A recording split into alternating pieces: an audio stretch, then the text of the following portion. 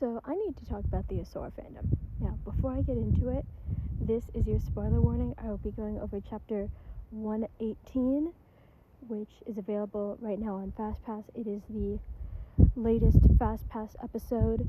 The regular episode is 113, so if you don't want spoilers, keep on scrolling. Editor's note, just want to add, all of this is my opinion. It is not objective fact, so if you disagree with me, that's fine. Just keep on scrolling. Now, with that out of the way, let's continue.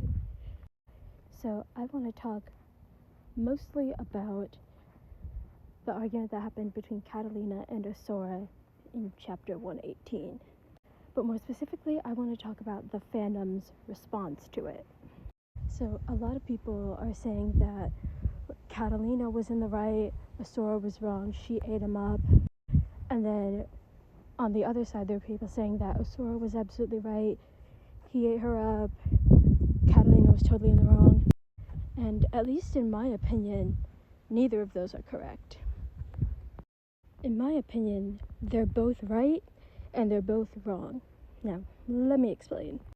Osora was in the right when he was talking about how Catalina is being incredibly judgmental and hypocritical of his relationship with Arius when she's doing the same thing with Celia.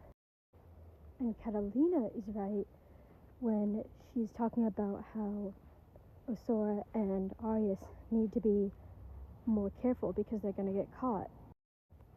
Now, what we know that Osora doesn't know is that one of the guards actually caught on to his relationship with Arius, and so because of that, his dad had to him. Now you might be thinking, Kezi, why are you even talking about this? These are fictional characters in a fictional show. It doesn't matter. And to that I say, you're right. The thing is, my complaints are more about the fandom, not the series itself. Because for whatever reason, more often than not, far too many people in this fandom have to have things explained to them about the series that are explicitly talked about in the series multiple times. And it has gotten so bad that Tony Renea, the author of Osora, has had to go onto her page numerous times and explicitly state and restate things that are talked about very explicitly, very clearly within the story multiple times. Now, you're allowed to have whatever opinions you want on episode 118, on the characters, the ships, what have you. Again, it's fiction. This doesn't really matter. Like, it's all just for fun.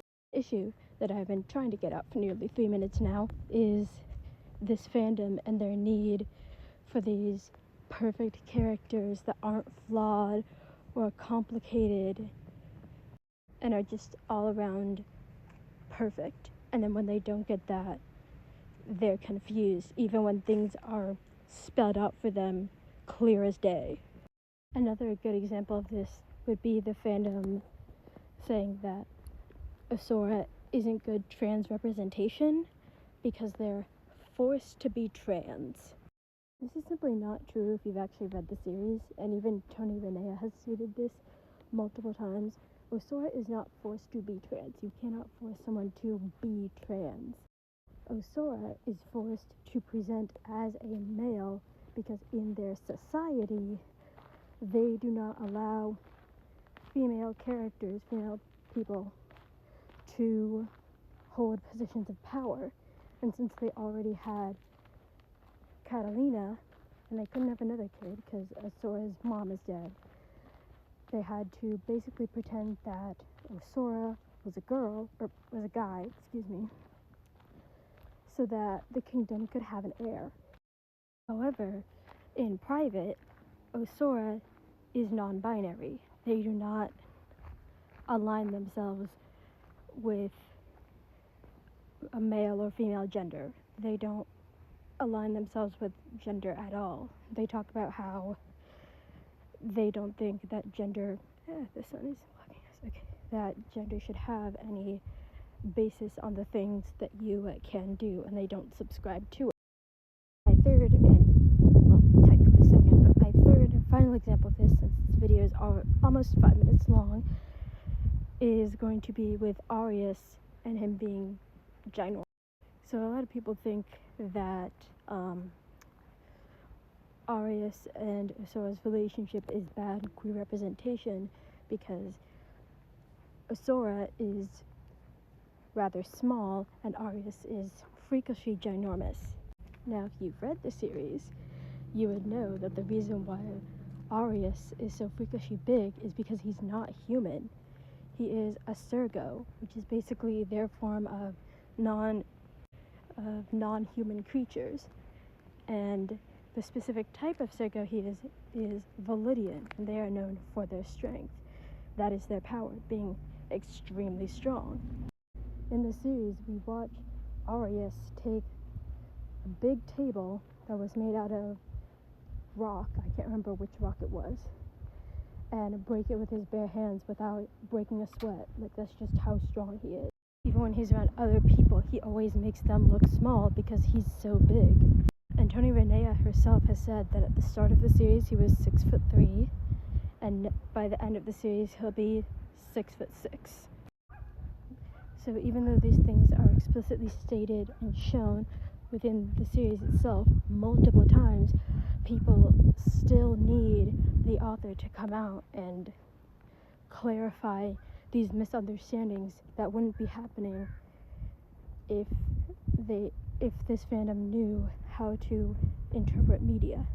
I don't want to throw out the term media literacy because I think it is often used and abused so that people don't have to sit with things that they don't like.